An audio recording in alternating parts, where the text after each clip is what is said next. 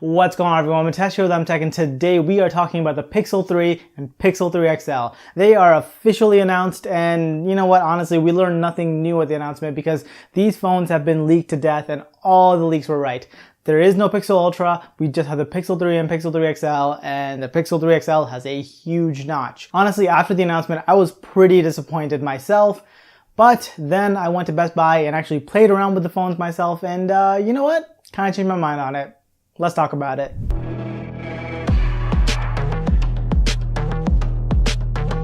Alright, so before we get into the reasons that I changed my mind, let's talk a little bit about the things that I'm disappointed by the announcement.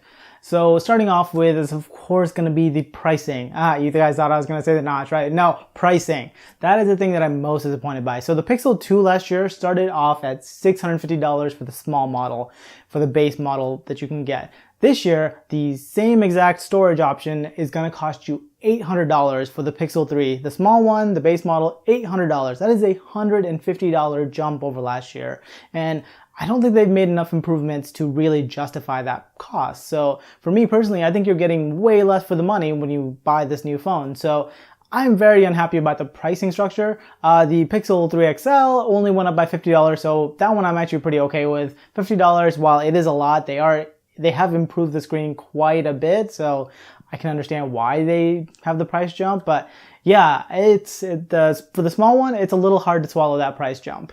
Now, the number two reason I'm disappointed is, of course, that notch. Now, I'm not someone who personally hates notches all that much, but this is actually a pretty big notch. Now, the reason that I don't have as much of a problem with it is because I really wanted Google to keep the front-facing speakers from the Pixel 2. So that is one reason that I can kind of forgive them for keeping a notch that's this tall. But yeah, it's kind of hard because they don't pack in enough features, I feel like, to justify the notch. They do have two front-facing cameras this year, but nobody was asking for that, so I don't know. Once again, we'll have to see. I think it's something that most people are going to get used to pretty easily. I think people don't care about it as much about the notch as like the tech community does. So for most people, I think it'll be fine. But yeah, just those two things are two things that I was personally very disappointed by. And then the third thing would just be the fact that they didn't add a secondary lens onto the phone. I know it's something that they keep saying that they don't need because they have all this AI stuff, but you know, it still would have been nice to have an optical zoom or an ultra wide lens or something like that. But yeah. So anyways, those are the reasons I was disappointed, but let's talk a little bit about why I changed my mind about it. So the main reason that I changed my mind was that once I played with the phone itself, I just realized that it's still going to be a great phone. The Pixel 3 and Pixel 3 XLs are still going to be fantastic phones. And that's what most people care about. These phones were not made for the tech enthusiasts. They're not made for someone who wants the best hardware possible. They're made for people who want the best software experience possible, and that is probably most people. Now, it's true that most people also want the best hardware possible, and this is getting a little bit closer to that, but if you want the best hardware on Android side, you buy a Samsung phone. If you want the most gimmicky Android phone, you buy the LG or HTC phone.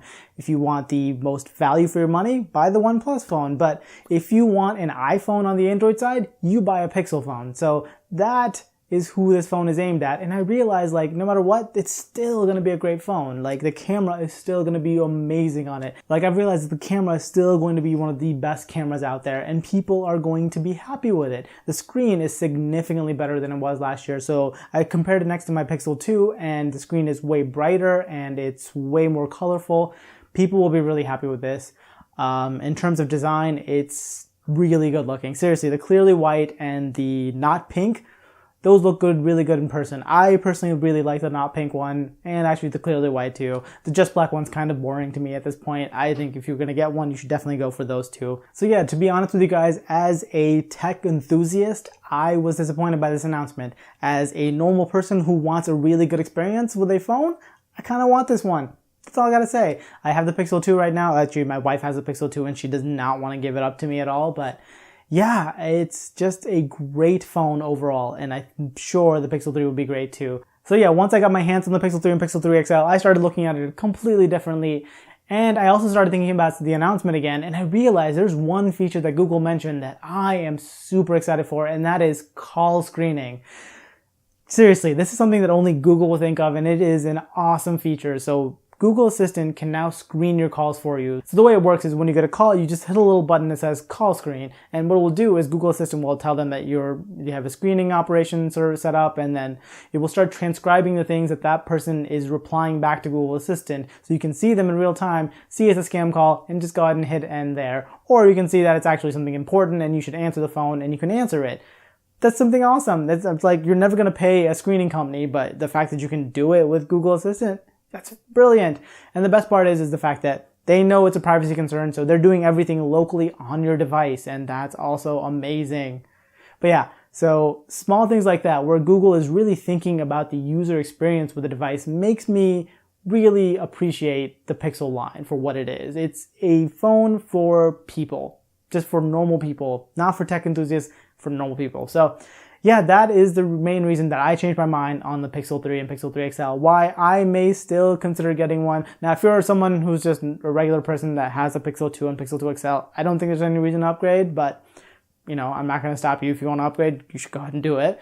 But yeah, I don't think there's enough of a change from last year to really justify upgrading, but you know, we'll have to see. Alright, so before I end this video, let's go ahead and spend just a quick second talking about some of the other announcements that they had. So they announced two other things at this event, and one was the Pixel Slate.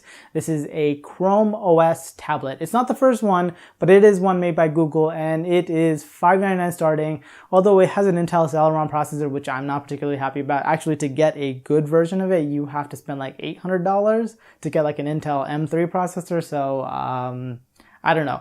I don't think it's worth it at that price, but maybe some of you do. If you guys love Chrome OS, if you do, seriously, leave a comment. I'd love to know.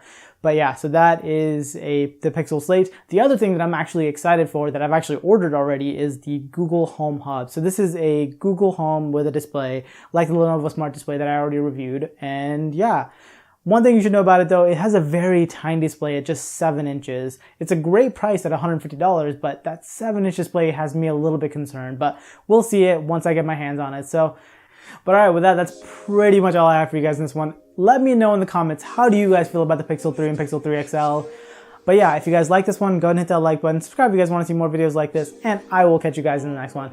Bye!